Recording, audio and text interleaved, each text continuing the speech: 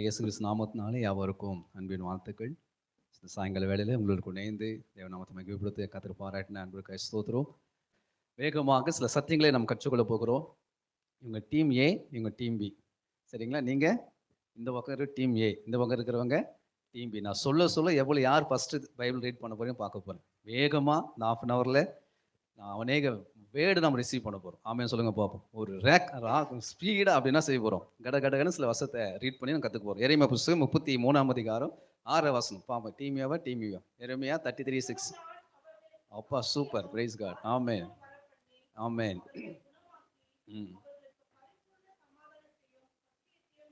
ஆமாம். இதோ நான் அவர்களுக்கு சௌக்கியமும் ஆரோக்கியம் வரப்பண்ணி அவர்களை குணமாக்கி அவர்களுக்கு பரிபூர்ண சமாதானத்தையும் சத்தியத்தை வெளிப்படுத்துன்னு கர்த்தர் வாக்கு பண்ணுகிறார். வந்திருக்க சாயல் வந்து நம்மள பார்த்து ஆண்டவர் சொல்றாரு, உங்களுக்கு சௌக்கியம் உண்டு, உங்களுக்கு ஆரோக்கியம் உண்டு, உங்களுக்கு பரிபூர்ண சமாதானம் உண்டு. ஹல்லேலூயா. ஸோ தேவன் தம்முடைய ஊழியக்காரருடைய சுகத்தை விரும்புகிற கர்த்தர் என்று வேதம் சொல்லுகிறார். ஸோ தாய் உள்ளம் படைத்தவர், தகப்பன் இருதயம் படைத்தவர் தான் ஆண்டவராகிய இயேசு கிறிஸ்து. ஸோ அவர் வருகிற எல்லைகளுக்குள்ளே பாருங்க, மத்தேயு, மார்க், லூக்கா, யோவான் புஸ்தகங்களை வாசிக்கிற பொழுது அநேகரை கர்த்தர் சுகமாக்கினார். தம்முடைய வல்லமையினால, நம்முடைய மனதுருக்கத்தினால அநேக வியாதிகளை கர்த்தர் சுகப்படுத்தி அவளுடைய ஆவியில் ஆத்மா சரீரத்தில் இந்த வியாதிகளை சுகமாக்கி கர்த்தர் நம்முடைய ஒரு பரிபூர்ண சமாதானத்தை கர்த்தர் தந்து ஆசீர்வதித்து வந்திருக்கு. நமக்கும் தருகிறார். நம்ம ஆவியில ஆத்மா சரீரத்தில் ஒரு பரிபூர்ண சுகம் உண்டு, அதனால ஒரு சமாதானம் உண்டு. ஆமென் ஆமென். ஹல்லேலூயா. அது எப்படி நடக்கும்னா சத்தியம் வெளிப்படுகிற பொழுது. எப்படி நடக்குது? சத்திய வசனங்கள், அந்த சத்தியோட வெளிச்சம் நமக்குள்ள வருகிற பொழுது, அந்த வேத வசனம் கர்த்தர் நம்ம விருதத்தில் விழுகிற பொழுது, அந்த வேத வசனத்தின் ஊடாக தேவன் சுகமாக்குற அவர் தம்முடைய வார்த்தையை அனுப்பி, வசனத்தை அனுப்பி அவர் நம்மளை சுகமாக்குகிற ஆண்டவர் என்று வேதம் சொல்லுகிற சங்கீதத்தில். அதனால கர்த்தருடைய வெளிச்சம், சத்திய வெளிச்சம் நம்ம விருதத்தில் விழுகிற பொழுது நம்ம ஆவியில் ஆத்ம சரீரத்தில் ஒரு சுகம் உண்டாகிறது, சமாதானம் உண்டாகுது. 1 தெசலோனிக்கேயர் புஸ்தகம் 5ஆம் அதிகாரம் 23ஆம் வசனம் சொல்லுகிறது, நாம் ஆவி ஆத்மா சரீரம் உள்ளவனாக இருக்கிறோம். நாம் தெரிஞ்ச வசனம். மனிதன் ஆவி ஆத்மா சரீரம் உள்ளவனாக இருக்கிறான். நாம் ஆராதிக்க தேவன் திரித்துவம் உள்ளவராக இருக்கிறார். பிதாவாகிய தேவனாக, குமாரனாகிய தேவனாக, பரிசுத்தாவிய தேவனாக அவர் இருக்கிறார். 3இல் ஒன்றாக இருக்கிறார். 3 நபர் அல்ல, ஒரே நபர். ஆமென் சொல்லுங்க பார்ப்போம். எனக்கு ஒரு சரீரம் இருக்கு, எனக்கு ஒரு ஆத்மா இருக்கு, நான் ஒரு ஆவியா இருக்கு. நான் 3 பேருக்கு நான் ஒருத்தர் தான். ஆமென் சொல்லுங்க பார்ப்போம்.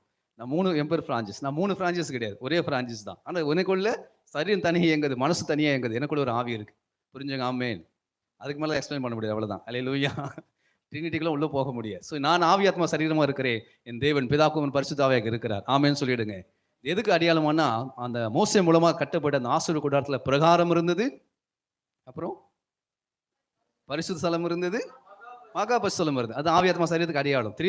ட்ரினிட்டிக்கு அது அடையாளமாக இருந்தது. ஆமென். அப்போ தேவன் நம்மளை எப்படி சுகமாக்குகிறார்? சரீரத்தில் ஒரு சுகம் தருகிறார், ஆத்மாவில் ஒரு சுகம் தருகிறார், ஆவியிலும் ஒரு சுகம் தருகிறார். அதனால பிரிச்சு கொஞ்சம் சத்தியத்தை கற்றுக்கொள்ள போகிறோம். சரீரத்தில் சுகமாவது சுகம் தருகிற கர்த்தர், ஆத்துமாவிலே சுகம் தருகிற கர்த்தர், ஆவியிலே சுகம் தருகிற கர்த்தர். அப்ப சரீரத்திலும் பிசாசு சத்ரு என்ன செய்கிறான்? சரீரத்துக்கு சுகத்தையும் கெடுக்கிறான், ஆத்துமாவுக்கு சுகத்தையும் கெடுக்கிறான், ஆவிலுக்கு சுகத்தையும் கெடுக்கிறான். இதுவும் சத்தியம். புரிஞ்சுங்க? ஆமென்.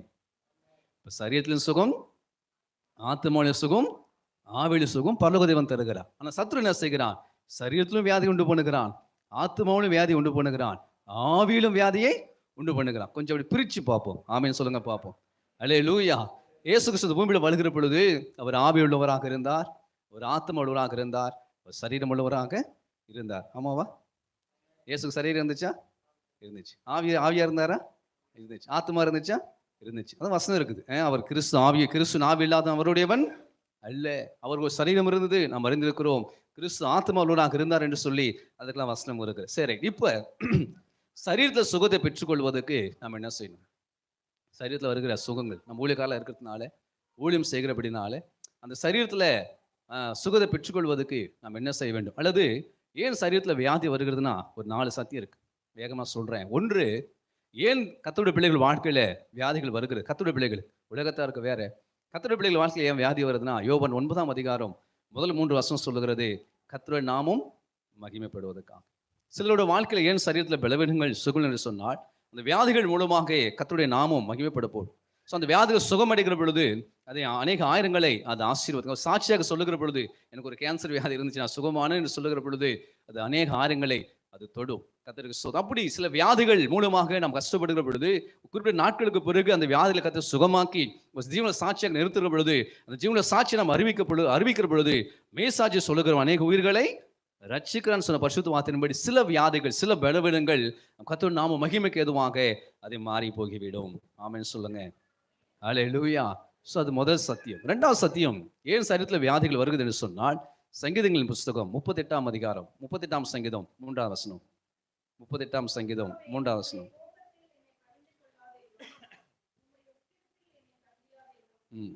சங்கீதம் 38:3. ஆமென். என் பாவத்தினால் என் எலும்புகளில் சௌக்கியம் இல்லை. ஸோ தேவ பிள்ளைகள் கவனிங்க, பாவங்கள் நம்ம வாழ்க்கையில் இருக்கிற வியாதிகள் கொண்டு வருது.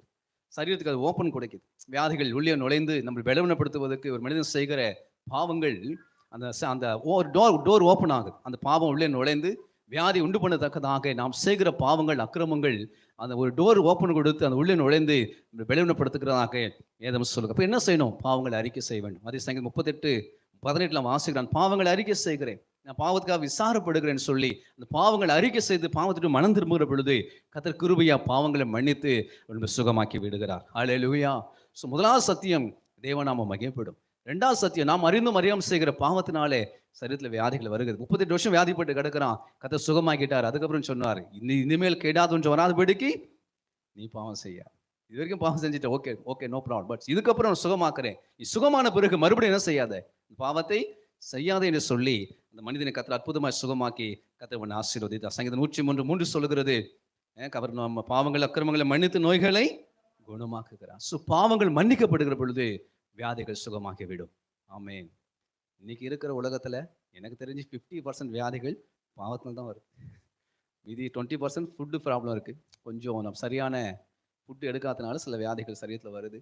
ஆனால் மேக்சிமம் ஜனங்களுடைய பாவத்தினால சரீரத்தில் வியாதிகள் வருது. அந்த டோர் ஓப்பன் ஆகிறதுனால அந்த பாவம் உள்ளே நுழைந்து இந்த சரீரத்துடைய சுகத்தை அது கெடுத்து விடுகிறது. அப்போ பாவத்துக்கு மனம் திரும்புகிற பொழுது சரீர வியாதிகள் சுகமடைந்து நாம் ஆசீர்வதிக்கப்படுவோம். ஆமென். அல்லேலூயா. 3வது லூக்கா புஸ்தகம் 6:18 சொல்லுகிறது, அசுத்த ஆவிகள் ஒரு மனிதர் வியாதிக்கு கொண்டு வருகிறது. அசுத்த வல்லமைகளினால், பிசாசின் ஆவிகளினால், பிலிசுனை கட்டுகளினால், மந்திர ஆவிகளினாலே சில குடும்பங்களுக்குள்ளே சரீரத்திலே வியாதிகள் வருகிறது. பரிசுத்தாவின் வல்லமை கொண்டு, பரிசுத்தாவின் அபிஷேகம் கொண்டு அந்த பரிசுத்த வல்லமை கட்டுகளை உடைத்து எறிகிற பொழுது வியாதிகள் சுகம் அடையும். ஆமென். பரிசுத்தாவின் வல்லமை வேணும், விசுவாசம் வர வேணும். ஸோ விசுவாசத்தோடு விசுவாசத்தை ஆவியில் நிறைந்து பரிசுத்தவன் அபிஷேகத்தை நிறைந்து அந்த கட்டுகளை உடைத்து எறிகிற பொழுது ஜனங்கள் அந்த சரீரத்தின் கட்டுகளிலிருந்து விடுவிக்கப்பட்டு சுகத்தை பெற்றுக் கொள்கிறார்கள். அல்லேலூயா. 3வது அசுத்த ஆவிகளினாலே ஒரு மனுஷோட சரீரத்துல வியாதிகள் வருகிறது. லூக்கா புஸ்தகம் 13ஆம் அதிகாரத்துல, ஆமென், அசுத்த ஆவிகளினால் பாதிக்கப்பட்டவர்கள் வந்து ஆரோக்கியம் அடைந்து. அப்ப அசுத்த ஆவிகள் சரீரத்துக்கு வியாதிகளை கொண்டு வந்து அவளை வாதிக்கிறது, டார்ச்சர் பண்ணுது, ட்ரபிள் பண்ணுது. டார்ச்சரிங் ஸ்பிரிட்னு சொல்றோம். பலவீனப்படுத்துகிற ஆவி. லூக்கா 13:11 18 வருஷமா பலவீனப்படுத்துது. யாருக்குமே தெரியல, பரிசை அந்த இருக்கிற யாருக்குமே தெரியல. உள்ள ஒரு அசுத்தாவி மறைஞ்சிருக்குது, உள்ள ஒரு பிசாசனமே ஒளிஞ்சிருக்குது. யாரு 18 வருஷமா கூனியா இருக்கிறாங்க. அந்த அசுத்தாவை கொஞ்சம் கொஞ்சமா அவங்களை கண்ட்ரோல் பண்ணிடுச்சு. ஸோ அந்த தாயார் கூனி நடக்கிறாங்க, நிமிர்ந்து நடந்தவங்க கூனியா மாறிட்டாங்க. அந்த அசுத்தாவை ஒடுக்க ஆரம்பித்தது. ஓ ஜீசஸ். அன்று ஒரு நாள் இயேசு அங்கே வருகிறார், ஒளிஞ்சிருந்த மறைந்திருந்த ஆவியை கண்டுபிடிக்கிறார், தன் கரத்தை அங்கே மேலே வைத்து எடுக்கிறார். அந்த அசுத்தன் கட்டிலிருந்த தாயாரை விடுவித்து தலை நிமிர்ந்து நடக்க கர்த்தர் கிருபை செய்தார். அல்லேலூயா, அல்லேலூயா. அசுத்த ஆவிகள் ஒரு மனுஷனுக்குள்ள வியாதியை கொண்டு வருகிறது. பில்லிசுனை கட்டுகள் வியாதிகளை கொண்டு வருகிறது. மந்திர ஆவிகள் ஒரு சரீரத்தில் வியாதிகளை கொண்டு வருகிறது. பரிசுத்தாவின் வல்லமை கொண்டு அந்த கட்டுகளை உடைத்தெறிகிற பொழுது, அந்த அசுத்தாவில் துரத்தப்படுகிற பொழுது வியாதிகள் சுகமாகும். ஆமென். அல்லேலூயா. கடைசியாக உபாகமம் புஸ்தகம் 28:2-21, உபாகமம் 28:22, 27, 28, 35 5 வசனங்கள் மூலம் பார்க்கும்போது குடும்பத்தின் சாபங்கள், முற்பதாக்குடைய அக்கிரமங்கள், நம் பெற்றோர்கள் செய்த பாவங்கள் நம் வாழ்க்கைக்குள்ளே அந்த பாவங்கள், முற்பதாக்குடைய பாவங்கள் நம் வாழ்க்கை சாபமாக இறங்கி வந்து இந்த சரீரத்துக்கிற வியாதிகளை உண்டு பண்ணுகிறது. நல்லா கவனிங்க கொஞ்சம். ஸோ அந்த 5, 21 வசனம், 22 வசனம், 27 வசனம், 28 வசனம், 35 வசனம் அத்தனை என்ன சொல்லுகிறது? குணமாகாத நோய்கள். எவ்வளவுதான் ட்ரீட்மெண்ட் பார்த்தாலும், எவ்வளவு மாத்திரை மருந்து எடுத்தாலும் சில வியாதிகள் சுகமாகாது. மாசத்துக்கு எனக்கு தெரிஞ்ச ஒரு ஆண்டி கடந்த ஒரு 6 மாசம் மறிச்சு போனோம். மாசத்துக்கு 8000 டேப்லெட் மட்டும் வாங்குவோம். Heart patient. எவ்ரி மந்த் எனக்கு தெரிஞ்சு கிட்டத்தட்ட 3 வருஷம் ஒரு எவ்ரி மந்த் 8,000 10,000 வரைக்கும் மாத்திரையை வாங்கி சாப்பிட்டான். அதுக்கு மறிச்சு போனான். இவ்வளோ கஷ்டம் பாருங்க. ஒரு மாசத்துக்கு 8000 10,000 வரைக்கும் மெடிசின். ஸோ அவ்வளோ மெடிசின் எடுத்தும் வியாதி சுகமான பாடு இல்லை. ஸோ இன்றைக்கி அப்படி தான் உலகம் போயிட்டு இருக்குது. கர்த்தருடைய பிள்ளைகள் ஏன் இது காரணம்? கொஞ்சம் யோசித்து பார்த்தேன். தலைமுறை சாபங்கள், தலைமுறை பெற்றோர் செய்த துணிகரமான பாவங்கள், முற்பதாக்கள் செய்த துணிகரமான பாவங்கள் பிள்ளைகள் மேலே வந்து சாபமாக இறங்குகிறது. கர்த்தருடைய பிள்ளைகளே, அந்த சாபத்தை முறிக்குவதற்காக தான் இயேசு கல்வாரி சிலுவையிலே தன் ரத்தத்தையே சிந்தி கொடுத்திருக்கிறார். ஹல்லேலூயா. நம்ம ஜெபிக்கிற பிள்ளைகளாக இருக்கிறது மாதிரி கலாத்தியர் 3:13-14 வசனத்தின்படி, உபாகம் 23:5 வசனத்தின்படி, சகரியா 8:13 வசனத்தை மையப்படுத்தி அந்த கட்டுகளை உடைத்து நாம் ஜெபிக்கிற பொழுது, இயேசு ரத்தத்தினால் கழுவப்பட்டு ஒப்புக் கொடுக்கிற பொழுது சாப கட்டுகள் உடைந்து ஜனங்களுக்குள்ள சரீரத்தில் சுகம் வந்து சேரும். ஆமென். 4 வசனம் சொன்னேன், ஞாபகம் இருக்கா? கலாத்தியர் 3:13, உபாகம் 23:5, சகரியா 8:13. 3 வசனமே சாபத்தை உடைத்து நம்மளை சுகமாக்குகிற வசனம். ஆமேன்னு சொல்லுங்க. ஹல்லேலூயா. சாபத்தினால தலைமுறை முற்பதாக்கள் செய்த அக்கிரமத்தினால் மன்னிக்கப்படாத பாவங்கள் தான் குடும்பத்துக்குள்ளே சாபமாக இறங்கி வருகிறது. மன்னிக்கப்பட்ட பாவங்கள் சாபமாக மாறாது, அப்படியே முற்று பெற்று போய்விடும். ஆமேன்னு சொல்லுங்க பார்ப்போம். இப்போ பாவம் மன்னிப்பு ரொம்ப அவசியம், பரிசுத்த வாழ்க்கை ரொம்ப அவசியம். ஸோ அது அந்த பரிசுத்தம் மிஸ் ஆகிடுச்சுன்னா எல்லாமே மிஸ் ஆகிடும். கர்த்தருடைய பிள்ளைங்க வாழ்க்கையில் ஹோலினஸ் மிஸ் ஆச்சுன்னா எல்லா பிளஸிங் மிஸ் ஆகிடும். ஸோ அதில் நம்ம ரொம்ப கவனமாக இருக்கணும். கர்த்தர் கிருபை செய்வாரா. ஸோ 4வது காரியம், ஒரு பெற்றோர்கள் செய்த முற்பதாக்கள் செய்கிற அக்கிரமங்கள் பாவங்கள் சந்ததிகளுக்கு சாபமாக வந்து இறங்குறது. குணமாகாத நோய்கள், குணப்படாத வியாதிகளாக மாறிவிடுகிறது. எவ்வளோ ட்ரீட்மெண்ட் பார்த்தாலும், எவ்வளோ மாத்திரை எடுத்தாலும், எத்தனை லட்சம் செலவு பண்ணாலும் வியாதிகள் சுகமாகாதபடி இறங்கி விடுகிறது. ஆனால் இயேசுவின் நாமத்தினால் அதை கண்டுபிடித்து நம்ம தானியேல் 9ஆம் அதிகாரம் ஃபுல்லாக நம்ம வாசித்து முற்பதாக்கள் பாவத்தை மன்னியும், கர்த்தாவே கேளும், கர்த்தாவே கவனியும், கர்த்தாவே மன்னியும் என்று சொல்லி அப்படி தேவ சமூகத்தில் உபவாசம் பண்ணி இந்த சாபக்காட்டில் உடைத்தெறிகிற பொழுது அந்த பாவங்கள் மன்னிக்கப்பட்டு ஆசீர்வாதமாக மாறிவிடும். கரங்களை உதவி கர்த்தரை ஸ்தோத்திரம் பண்ணுவோம். ஹல்லேலூயா, ஹல்லேலூயா, ஹல்லேலூயா. ஸோ 4 காரியங்கள். 1, தேவநாமம் மகிமைப்படும். 2வது, பாவம் செய்தால் பாவத்திற்கு மனம் திரும்பணும். 3வது, அசுத்த வளங்களிலிருந்து சொன்னால் பரிசுத்தம் துணை கொண்டு அந்த அசுத்தத்துக்கு விரோதமாக செவித்து ஜெயம் எடுக்கணும். 4வது, முற்பதாக்கள் அக்கிரமம் பாவம் செய்திருந்தால் தேவ சமூகத்தை தானிய எழுப்ப உபவாசம் பண்ணி செபித்து அந்த கட்டுரை உடை தெரிகிற பொழுது நம்ம சுகமாக்கப்படுவோம். ஆமென். புரிஞ்சிச்சா? நல்லா புரிஞ்சிச்சா? மறுபடியும் லைவ் இருக்குன்னு நினைக்கிறேன், அதனால வேகமாக பேசணும். மறுபடியும் என்ன பண்ணுங்க, அதை கேட்டு பாருங்க, அது உங்களை ஆசீர்வதிக்கும். ஒரு நிமிஷம் கண்களை மூடுங்க பார்ப்போம். ஒருவேளை உங்கள் குடும்பத்தில் யாராச்சும் அப்படி இருக்காங்களா? ஒருவேளை நீங்கள் உங்கள் சரீரத்தில் வியாதி இருக்கா? ஒரு நிமிஷம் யோசித்து பாருங்க. ஏன் வியாதிகள்? ஹாலையில் ஒருவேளை கர்த்தருடைய நாமம் மகிமைப்படலாம். அதுக்காக கர்த்தருக்கு ஸ்தோத்திரம். காத்துருங்க. நீங்கள் பரிசுத்தமாக இருக்கிற உண்மையாக இருக்கிறீங்க, கர்த்தருக்கு தொடர்ந்து காத்துருங்க. கர்த்தர் உங்களை ஆசீர்வதிப்பான். ஒருவேளை அறிந்து வரையாமல் பாவம் செய்திருந்த ஆண்டவர் இன்றைக்கு எங்கள் பாவங்களை மன்னிச்சிருங்கப்பா, ரத்தத்தினால் கழுவிடுங்கப்பா, எங்களை சுகமாக்கிடுங்கப்பா, எங்கள் பாவங்கள் எங்களை விட்டு விலகி போயிட்டோம், எங்கள் அக்கிரமங்களை விட்டு நீங்கி போகட்டும். இந்த பரிசுத்த ரத்தம் எங்களை கழுவி சுத்தம் பண்ணுவதாக. இயேசுவின் ரத்தம் எங்களை கழுவி சுத்திகரிப்பதாக. ஹல்லேலூயா. வியாதியில கொண்டு வந்து காரணமாக இருக்கிற அந்த வாசல்கள் இயேசுவின் நாமத்தை அடைக்கப்படுவதாகப்பா. கர்த்தர் தம்ம இரக்கத்தினால மனதுருக்கத்தினால பாவங்களை மன்னித்து எங்களை சுகமாக்கும். ஆண்டவரே உமக்கு ஸ்தோத்திரம். அசுத்த வல்லமைகள், பொல்லாத பிசாசின் ஆவிகள், பலவீனப்படுத்தின ஆவிகள் இயேசுவின் நாமத்தை குடும்பங்களை விட்டு விலகட்டும். ஆண்டவரே, மந்திர வல்லமைகள், பொலிசின கட்டுகள் இயேசு ரத்தத்தினால் உடைக்கப்படுவதாகப்பா. ஹல்லேலூயா. ஜனங்களுக்கு விடுதலை உண்டாகட்டும். அசுத்த ஆவியினால் வருகிற வியாதிகள் இயேசுவின் நாமத்தை எதிர்த்து நிற்கிறோம், ஒரு விலகி போகட்டும்.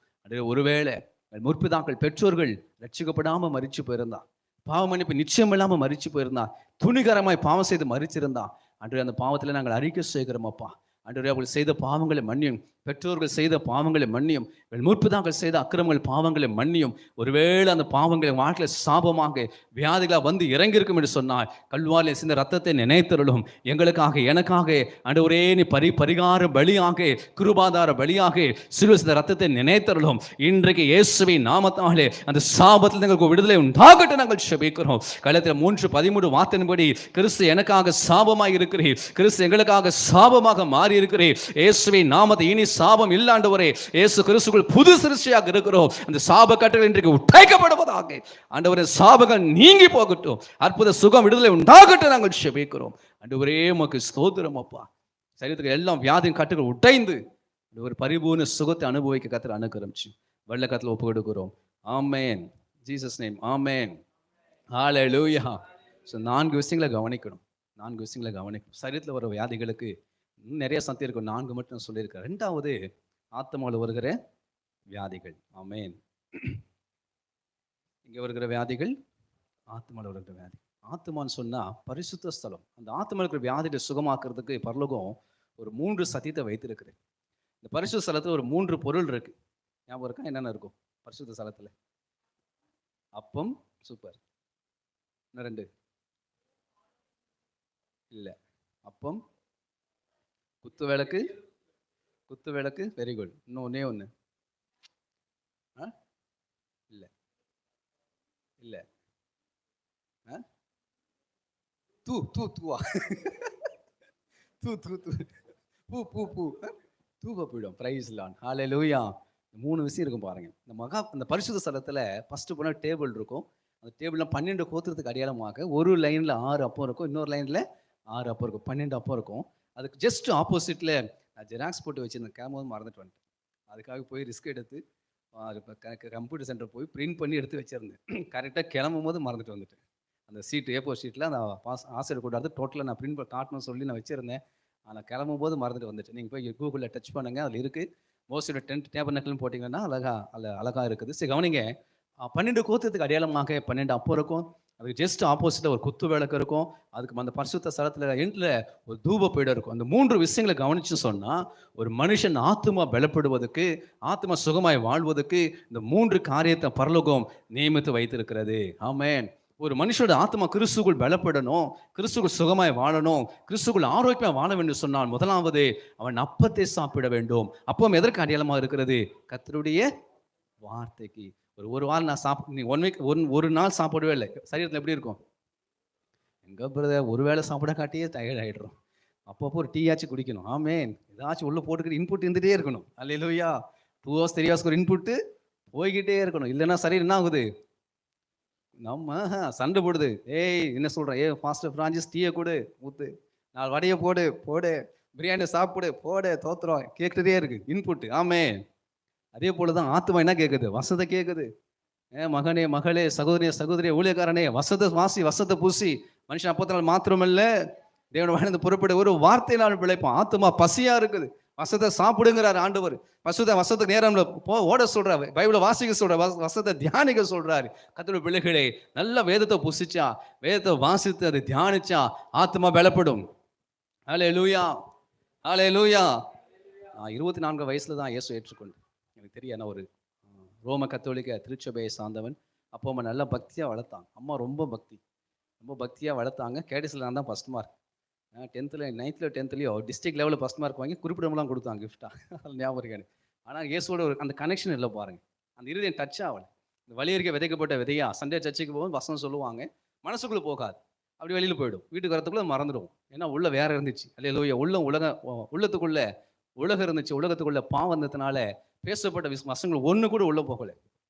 சும்மா ஆனால் பக்தி இருந்துச்சு, ஆனால் ரட்சிப்பு அனுபவம் இல்லை, பாவம் மன்னிப்பு நிச்சயம் இல்லை, விசுவாசம் இல்லை, இயேசுவோடு கூட அந்த உறவு இல்லை, கனெக்ஷன் இல்லை. காலேஜ் முடிச்சு வேலை கிடைக்காம 2 வருஷம் கஷ்டப்பட்டு பிஇ முடிச்சுட்டு 2 வருஷம் கஷ்டப்பட்டு வேலைமான ஒரு காலேஜ் இருக்கு, அதான் பிஇ முடித்தேன். 2004 முடித்தேன். நான் அந்த கிருபையினால் ஃபஸ்ட் கிளாஸில் பாஸ் பண்ணிட்டேன். வேலையே கிடைக்கல. அழைப்பு அப்படி. அல்லேலூயா. நம்ம காலிங் அப்படி. 2 வருஷம் வேலை இல்லாமல் இருந்து கஷ்டப்பட்டு அப்புறம் ஜெபம் பண்ணி ஒரு சாதாரண வீட்டு கூட்டுக்கு போகிறேன். அந்த வீட்டு கூட்டத்தில் பங்கெடுக்கிற பொழுது 4-5 பேர் தான் இருக்கிறோம். அந்த ஜெபத்தை நடத்தின ஒரு அக்கா வந்து திடீர்னு என் மேலே கை வச்சு ஜெபிக்க ஆரம்பித்தான். 5 பேர் தான் இருக்கிறோம், சின்ன வீடு. இந்த வீட்டுக்குள்ளே ப்ரேயர் நடக்குது, ஹவுஸ் ப்ரேயர் தான். அந்த அக்கா கை வச்சு ஜெபிக்கும் போது நான் கண்ணு மூடி இருக்கிறேன். ஒரு 2 வயசு குழந்தை சைஸில் ஒரு கருப்பு உருவம் அப்படியே என்னை விட்டு வெளியில் ஏறுது. அல்லேலூயா. அந்த அக்கா ஜெபிக்கிறாங்க, நான் கண்ணு மூடிக்கிறேன், தலைமை நான் முட்டி போட்டுருக்கேன். அந்த அக்கா தலைமையில் கை வச்சு ஜெபிக்கிறாங்க. அந்நிய பாஷை பேசி அவளிருந்து அங்கே ஜெபிக்க ஆரம்பித்தாங்க. அப்படி ஜெபிக்க எனக்குள்ள ஒரு இருள் அந்த 2 வயசு குழந்தை சைஸில் அப்படி ரிலீஸ் ஆகுது. அதில் கண்ணு மூடி இருக்கிறேன், அந்த கண்ணில் பார்க்குறேன். அல்லேலூயா. மாம்ச கண்ணை மூடி இருக்கிறேன், பட் என் உள்ளான மனுஷன் கரெக்டாக நான் பார்க்குறேன். அந்த விஷயத்தில் பார்க்குறேன், ஒரு கருப்பு உருவம் அப்படி வெளியேறுது. அந்த வெளியேறின உடனே மனசெல்லாம் ஃப்ரீ ஆகிடுச்சு. அல்லேலூயா. ஒரு குழந்தை போல மனசு மாறிடுச்சு. அப்போ தான் முதலாம் சங்கீதம் எடுத்து அந்த அக்கா ஒரு 1/2 மணி நேரம் பிரசங்கம் பண்ணாங்க. துன்மார்க்கிற வழியில் நடவாமலும் மாவில் வழி இல்லாமலும் பரியாசுக்கு உட்கார இடத்துல அப்படி தான் இருக்கிறோம். வாழ்க்கை எப்படி இருக்குது? அப்படி தான் இருந்துச்சு என் லைஃப்பில். எல்லாம் துன்மார்க்கம் தான். துன்மார்க்குடைய ஆலோசனை, பாவியோட வழி, பரியாசகர் கூட தான். ஃப்ரெண்ட்ஸ் எல்லாம் துன்மார்க்கர், ஃப்ரெண்ட்ஸ் எல்லாம் பரியாசக்காரன், ஃப்ரெண்ட்ஸ் எல்லாம் பாவிங்க. அந்த கூட்டத்தில் நானும் ஒரு பாவியாக இருக்கிறேன். ஆனால் கர்த்தர் பேசுகிற ஃபஸ்ட்டு மெசேஜ், துன்மார்க்க வழியில் நடக்காதப்பா, பாவியோட வழியில் நில்லாதப்பா, பரியாசகன் கூட்டத்தில் சேராதப்பா. அதுக்கு பதிலாக கர்த்தருடைய வேதத்தில் பிரியமாக இருந்து இரவும் பகலும் அதை தியானிக்கிற மனுஷன் பாக்கியவான். அவன் நீர்க்கண் ஓரமாய் நடப்பட்டு தன் காலத்தில் தன் கனியை தந்து இலையுதிராக பரத்த போல அவன் செய்வதெல்லாம் வாய். இதான் நான் கேட்ட ஃபஸ்ட்டு பெந்தகோஸ்தே பிரசங்கம். அல்லேலூயா. ஒரு ஸ்பிரிச்சுவல் மெசேஜ். முதல் நாளே ரட்சிக்கப்பட்டேன். முதல் நாளே என் வாழ்க்கை இயேசுக்கு ஒப்பு கொடுத்தேன். ரட்சிக்கப்பட்டேன். ஆண்டு மனசில் பேச நீ ஊழியக்காரன். அல்லேலூயா. அடுத்த செகண்டு அந்த அந்த ரட்சியம் அனுபவம் வந்த உடனே அதை சொல்றா, நீ ஊழியக்காரன் சொல்லி கர்த்தர் உள்ளத்துல பேச ஆரம்பிச்சார். அன்னைக்கு இந்த பைபிளை கையில் எடுத்தேன். 20 வருஷமா நான் படிச்சுட்டே இருக்கிறேன். அல்லேலூயா. 20 இயர்ஸ் 2004 2025 21 ஆண்டுகளாக தேவ கிருபையில வேதத்தை வாசிக்கிட்டே இருக்கிறேன். இவ்வளோ மனசுக்குள்ள இவ்வளோ வசனம் இருக்கு. ஆமென். வசனம் இவ்வளோ வசத்தை அப்படி ஃபில் பண்ணி வச்சிருக்காரு. ஆண்டு இருதயத்தில் அவ்வளோ வசத்தை ஃபில் பண்ணி வச்சிருக்கிறார். அது ஏற்ற நேரத்தில் அது வெளிப்பட்டு கொண்டே இருக்கிறது. ஆமென் சொல்லுங்க பார்ப்போம். அல்லேலூயா. கர்த்தர் கிருபை செய்ய. கர்த்தருடைய பிள்ளைகளே, அந்த பரிசுத்த ஸ்தலத்துல ஒரு மேசை இருக்கிறது. அந்த மேசையில 12 அப்பம் இருக்குது. 12 கோத்திரத்துக்கு அடையாளம். அந்த அப்பத்தை யாரெல்லாம் புசிக்கிறாங்களோ அவங்கள ஆத்மாவில் சுகமா இருப்பாங்க. ஆமென். உங்களுக்கு தாழ்மையா சொல்றேன், நாள்தோறும் பைபிள் வாசிங்க. சும்மா கடமைக்காக வாசிங்க. ரொம்ப அதிகாரம் அப்படி வாசிக்காதீங்க. புரிஞ்சு 5 அதிகாரம் வாசித்தாலும் உங்கள் லைஃப்பை சேஞ்ச் பண்ணிடும். நீங்கள் அண்டர்ஸ்டாண்ட் பண்ணி பைபிள் வாசித்தீங்கன்னா அது உங்கள் வாழ்க்கையை ஆசீர்வதிக்கும். ஆனால் பைபிள் வாசிக்கிறதுக்கு முன்னாடி நல்ல ஒரு ஜெபம் பண்ணணும். ஆண்டவரே, இந்த வசனம் மனசுக்குள்ளே போகட்டும், அதை என்னை பலப்படுத்தட்டும், அதை நான் ஆசீர்வதிக்கிட்டு நம்ம சொல்லி திறந்த மனசோடு கூட கொஞ்சம் நேரம் கர்த்தரை ஸ்தோத்திரம் பண்ணி ஜெபம் பண்ணிட்டு துதிச்சு பாடிட்டு அதுக்கப்புறம் பைபிள் வாசித்து பாருங்க. அது ஆத்மாவுக்கு இன்பமாக இருக்கும். அது ஆத்மாவை ஆசீர்வதிக்கும். ஆமென், ஆமென், அல்லேலூயா. சரி, ரெண்டாவது சரி, அந்த வசனம் நிறைய வசனம் இருக்கு. 1 தீத்து புஸ்தகம் 2ஆம் அதிகாரம் 1ஆவது வசனம்.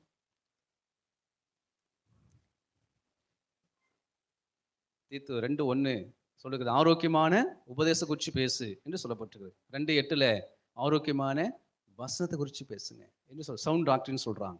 ஆரோக்கியமான வசனங்கள். இப்போ பேசுகிற வசனங்கள் ஜனங்களுடைய ஆவி ஆத்ம சரீரத்தை டச் பண்ணத்தக்கதாக அது பைபிள் எழுதப்பட்டிருக்கிறது. அதை பேசுகிற நாம் அப்படியே ஆவில நிறைந்து பேசுவோம் என்று சொன்னால் அது ஜனங்கள் வாழ்க்கையில் மிகப்பெரிய மாற்றத்தை தாக்கத்தை அது கொண்டு வந்து சேர்க்கும். ஆமேன்னு சொல்லுங்க.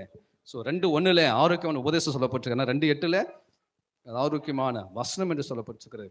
கர்த்தர் நல்லவர். கர்த்தருக்கு ஸ்தோத்திரம். 2 தெசலோனிக்கேயர் புஸ்தகம் 2ஆம் அதிகாரம் 17ஆம் வசனம். 2 தெசலோனிக்கேயர் 2ஆம் அதிகாரம் 17ஆம் வசனம். எல்லா நல் வசனத்திலும் நற்கிரியிலும் ஸ்திரப்படுத்துவா. இருதயம் எப்படி ஸ்திரப்படுகிறது? உள்ளான் மனுஷன் எப்படி ஸ்திரப்படுகிறான்னா நல் வசனத்தினால. சொல்லுங்க, நல் வசனத்தினாலதான் நம்முடைய உள்ளான மனுஷன் ஸ்திரப்படுகிறான். ஸோ அந்த வசனம் அப்போ இருதயத்துக்குள்ள அந்த ஆத்மாக்கு எது வேணும்னா நல் வசனங்கள், நல்ல பிரசங்கங்கள், ஆவினா நிறைந்த பிரசங்கங்கள், ஆத்மாவை பரிசுத்தமாக்குகிற பிரசங்கங்கள், ஆத்மாவை பலப்படுத்துகிற கர்த்தருடைய வசனம் இருதயத்துக்குள்ள விழுகிற பொழுது அதன் மூலமாக அந்த உள்ளான மனுஷன் இருதயம் ஆத்மா ஸ்திரப்படுகிறது. ஹல்லேலூயா. ஸோ அந்த ஆத்மா அந்த வசனத்தில் ஆவி இருக்கிறது, வசனத்தை ஜீவன் இருக்கிறது. அது இருபுறம் கருக்குள்ள பட்டியமாக இருக்கிறது. உள்ளத்தில் சரியாக விழுகிற பொழுது அது மிகப்பெரிய மாற்றத்தை வாழ்க்கையில் வந்து சேர்க்கும். 2004ஆம் வருஷம் நான் கேட்ட முதல் சங்கீதம் என் வாழ்க்கையை மாற்றிடுச்சு. ஆமே. அது வரைக்கும் பைபிளே படிக்காது என்ன 20 வருஷமா பைபிள் படிக்க வச்சு அந்த முதலாம் சங்கீதம் ஒரு பிரசங்கம் தான். ஒரே ஒரு பிரசங்கம் 20 வருஷமா என்ன பைபிள் படிக்க வச்சிருக்கு. ஆமே. சிம்பிளா பேசின ஒரு சங்கீதம். அந்த அக்கா அப்படி நல்ல ஒரு ஆவில் நிறைஞ்சி ஜெபிக்கிற ஒரு சகோதரி. ஸோ அவங்க சொன்ன ஒரு சின்ன ஒரு சிங்கிள் வேர்டு 20 ஆண்டு காலமாக என்ன லைஃப் அப்படி பிடிச்சு வச்சிருக்குது. கர்த்தருக்கு ஸ்தோத்திரம். ஸோ ஆவில நிறைந்து நம்ம வசனத்தை வாசிக்கும் போது, ஆவில நிறைந்து நம்ம கர்த்தத்தை பேசும்போது ஜனங்களோட வாழ்க்கையில ஒரு மிகப்பெரிய தாக்கத்தை, மாற்றத்தை, மறுபத்தை அது கொண்டு வந்து சேர்க்கும். Praise the Lord. ஹல்லேலூயா. 2 கொரிந்தியர் புஸ்தகம் 2ஆம் அதிகாரம் 7ஆம் வசனம். 2 கொரிந்தியர் புஸ்தகம் 2ஆம் அதிகாரம் 17ஆம் வசனம். Sorry, 2 Corinthians 2:17.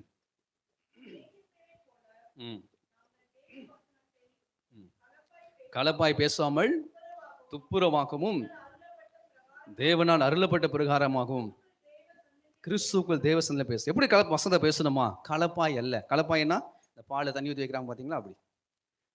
ஆவியில் கிரீன் கலர் பாக்கெட் இருக்கு, orange colour packet. Green colour packet 23 rupees, orange colour packet 30 rupees. அது என்ன சொல்றாங்கன்னா, அந்த கிரீன் கலர் பாக்கெட்ல பாதி தண்ணி, ஆரஞ்சு கலர் பாக்கெட்ல முக்கால் தண்ணி, சார் கால் தண்ணி. அப்படி காசு கூட கூட போச்சுன்னா அந்த வாட்டர் லெவல் எப்படி இருக்கான்? கம்மியா இருக்குதான். ஆமேன்னு சொல்லுங்க பார்ப்போம். தண்ணியில பாலை கலக்கிற மாதிரி இன்னைக்கு வசனத்தை என்ன பண்ணிடுறாங்க? கலப்பாய் பேச. இது எப்படி நடக்குது? 2000 வருஷத்துக்கு முன்னாடியே அந்த தண்ணியில பாலை மிக்ஸ் பண்ற மாதிரி தங்களுக்கு ஏற்ற விதமா எகோ விட்டாஸ் அவங்களுக்கு ஏற்ற மாதிரி பேசுறாங்க. ஒவ்வொரு சர்ச்சும் அவங்களுக்கு ஏற்ற மாதிரி பேசுறாங்க. ஒவ்வொரு ஸ்தாபனம் அவங்களுக்கு ஏற்ற மாதிரி பேசிக் கொள்ளுகிறாங்க. இல்ல, வசனம் சொல்றது கலப்பாய் பேசாம துப்புரவாக தேவன் அருள் பிரகாரமாக பேசினா ஜனங்களுக்குள்ள மாற்றத்தை உண்டு பண்ணும். ஹல்லேலூயா.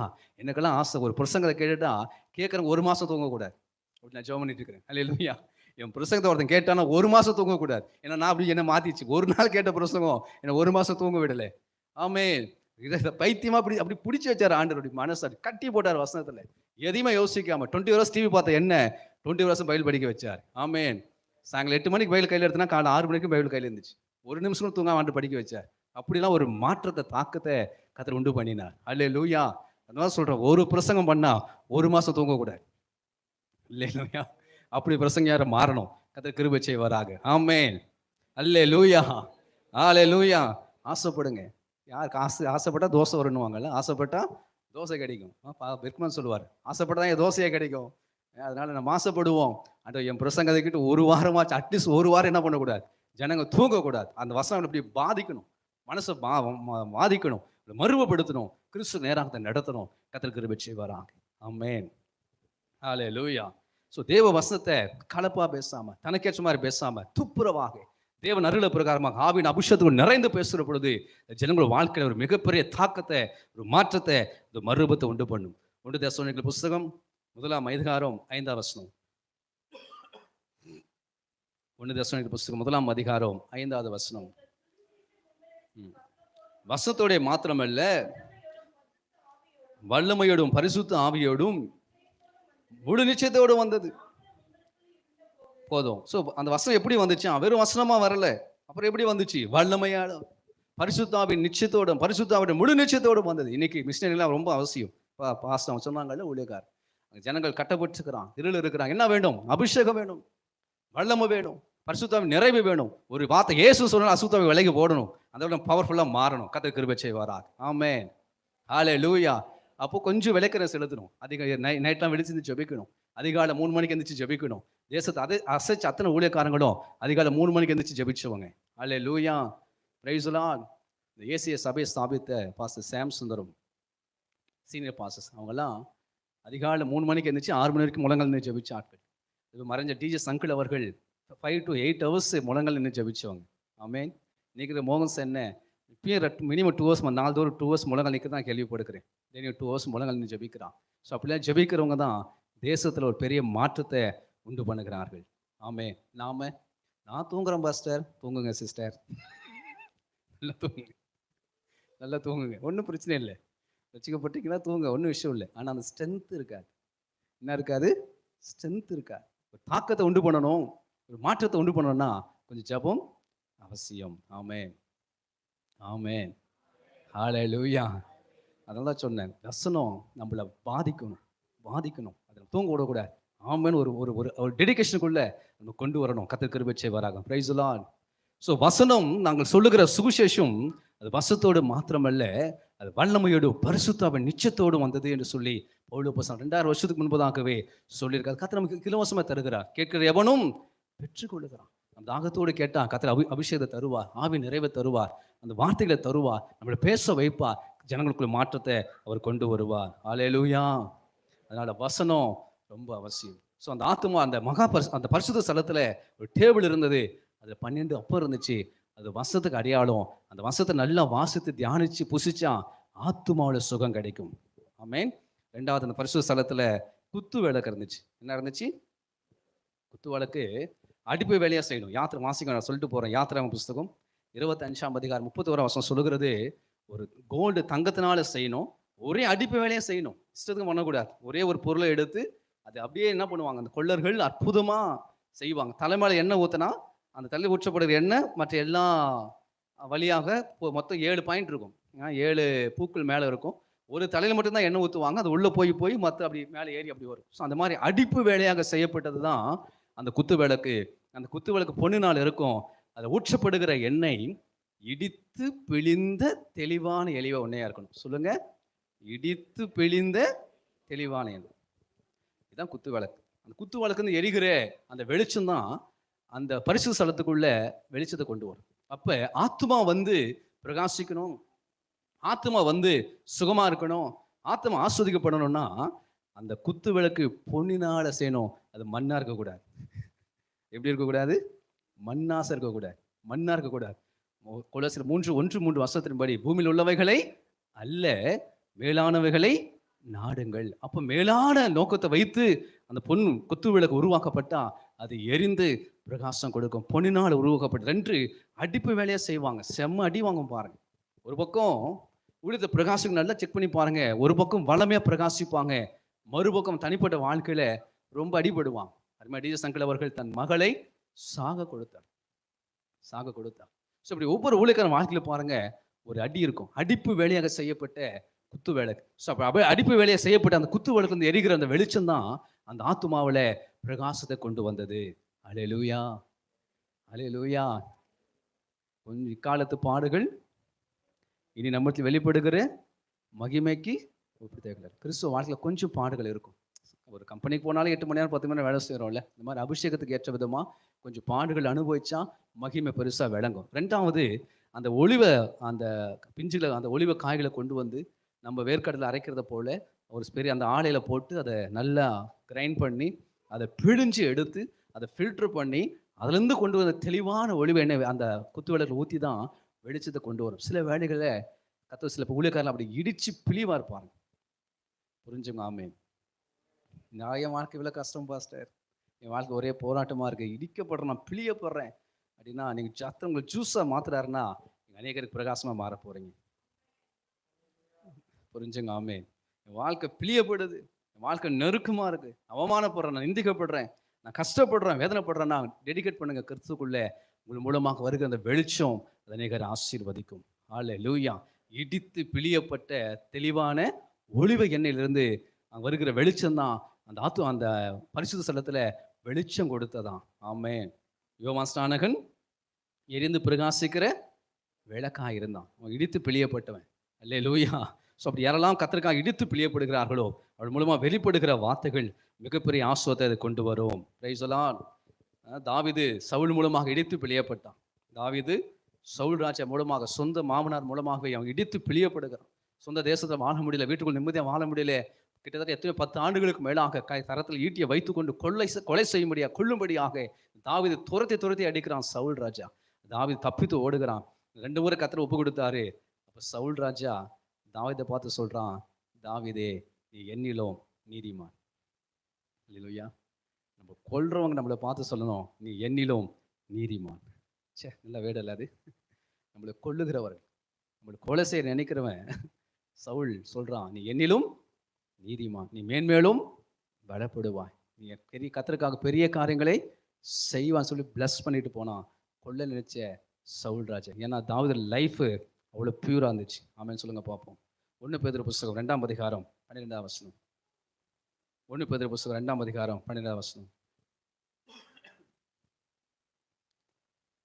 வாசிங்க வேச.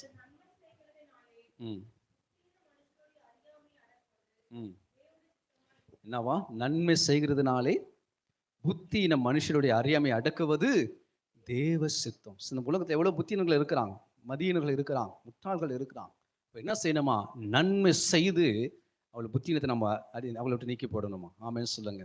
அதே மாதிரி 2ஆம் அதிகாரத்தில் 3ஆம் அதிகாரம் 16ஆம் வசனம் 3:16. நல்ல நடக்கையை தூசிக்கிறவர்கள்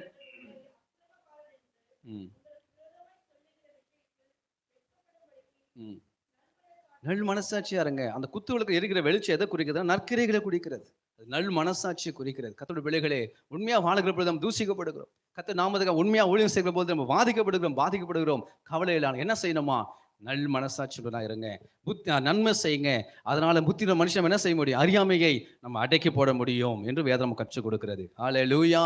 ஸோ கிறிஸ்துவ கேட்டவங்க நல்ல நடக்கையை தூஷிக்கிறவர்கள், உங்கள் அக்கிரமக்காரர்கள் என்று உங்களுக்கு விரோதமா பேசுகிற விஷயத்துல அவர்களை வெட்கப்படும்படிக்கு நீங்கள் நல் மனசாட்சியை உடையவங்களா இருங்க.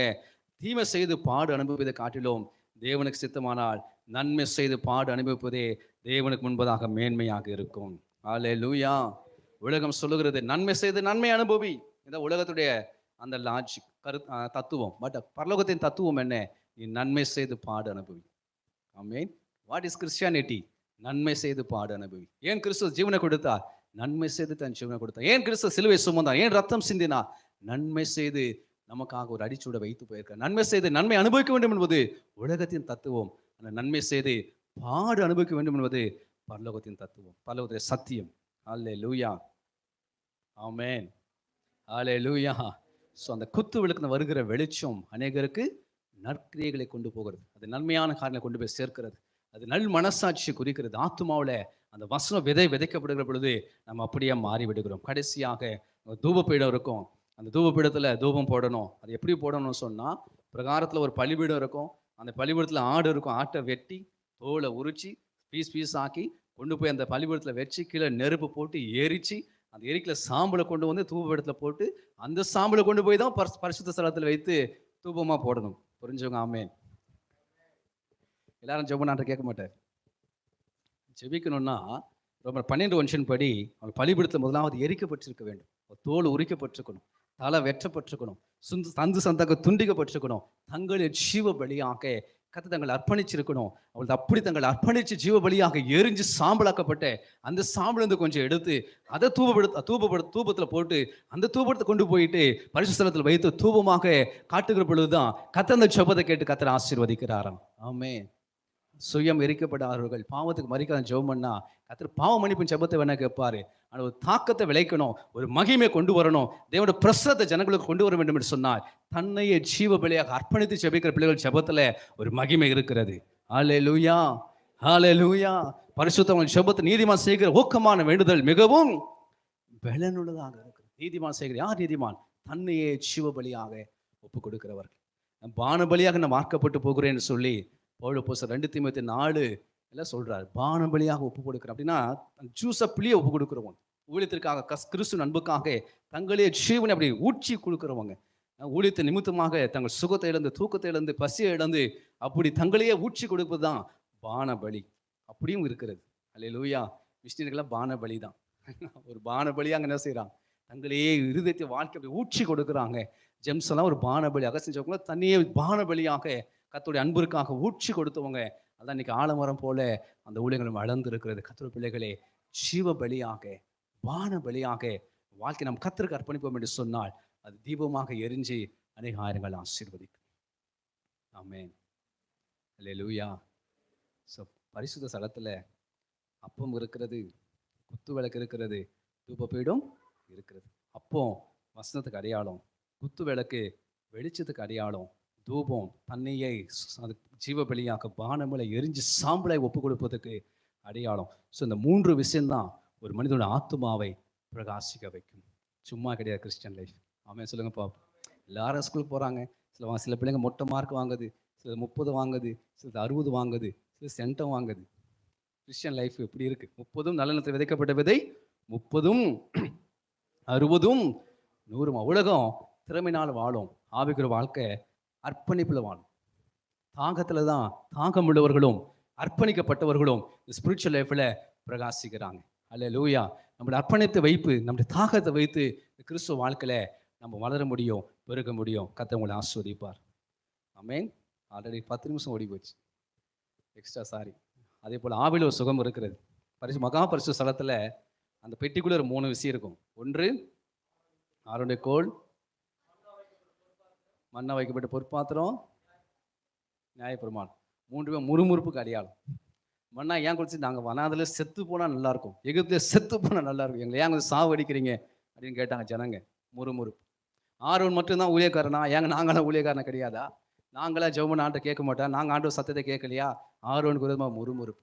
அந்த நியாயப்பிரமாண கட்டளையில் வைக்கப்பட்டது டூஸ் அண்ட் டோஸ், இது அத்தனை போட்டு மூடிட்டார். கிருபாசனம் இந்த 3 போட்டு மூடி விட்டது. ஆமென் சொல்லுங்க பார்ப்போம். மகிமையுள்ள கிருபாசனம். எபிரேயர் புத்தகம் 9ஆம் அதிகாரம் 5 வசனம் அப்படி சொல்றது. மகிமையுள்ள கிருபாசனம் இந்த முறுமுறுப்பை போட்டு மூடி வைத்திருந்தது. 3வது ஆவியிலே சுகமாக்கப்பட வேண்டும் என்று சொன்னால், ஆவியிலே ஆரோக்கியமா இருக்க வேண்டும் சொன்னால், முறுமுறுப்புகள் வாழ்க்கை விட்டு சாக வேண்டும். அல்லேலூயா. அடுத்தவங்களை பார்த்து முறுமுறுக்கிறவங்க, அடுத்தவங்களை பார்த்து பொறாமைப்படுறவங்க ஆவியில பாதிக்கப்படுறாங்க, ஆவியில பாதிக்கப்படுறாங்க. அது ஸ்பிரிச்சுவல் நடக்கிற காரியம். ஏன்னா அது மகாபரிசுத்த ஸ்தலம். மகாபரிசுத்த ஸ்தலத்தில் தான் பெட்டி உடன்படிக்கை பெட்டி இருக்கு, கிருபாசன பெட்டி இருக்கு. அந்த பெட்டிக்குள்ள தான் முறுமுறுப்பு போட்டு கர்த்தர் மூடி வச்சிருக்கிறா. அந்த பெலிஸ்தர்கள் ஓப்பன் பண்ணி பார்த்தாங்க, அநேகர் ஆயிரக்கணக்கான ஜனங்க செத்து மடிஞ்சாங்க. அல்லேலூயா. வசனம் சொல்றது மூடி தான் இருக்கணும், முறுமுறுப்புகள் செத்து இருக்கணும், அது மூடப்பட்டிருக்கணும். எது ஓப்பன்ல இருக்கும்? கிருபாசனம்.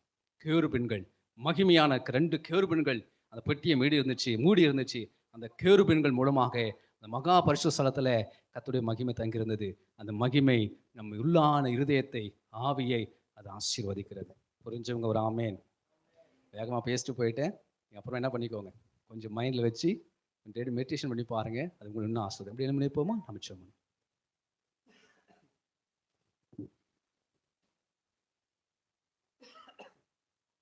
கண்களை மூடி கர்த்தரை நோக்கி சின்ன ஜெபத்தை நம்ம செய்வோம்.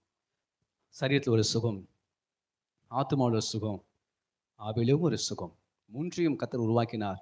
மூன்றையும் சுகமாக்க விரும்புகிறார். நான் உங்களுக்கு சௌக்கியமும் ஆரோக்கியமும் வர பண்ணி உங்களுக்கு பரிபூர்ண சமாதானத்தையும் சத்தியத்தையும் வெளிப்படுத்தின்னு சொன்ன ஆண்டவர் சத்தியத்தின் ஊடாக சாயங்காலம் நம்மோடு பேசுகிறார். அல்லேலூயா. சரீரத்தை சுகமாக்குவதற்கு ஆண்டவருக்கு பிரியம்.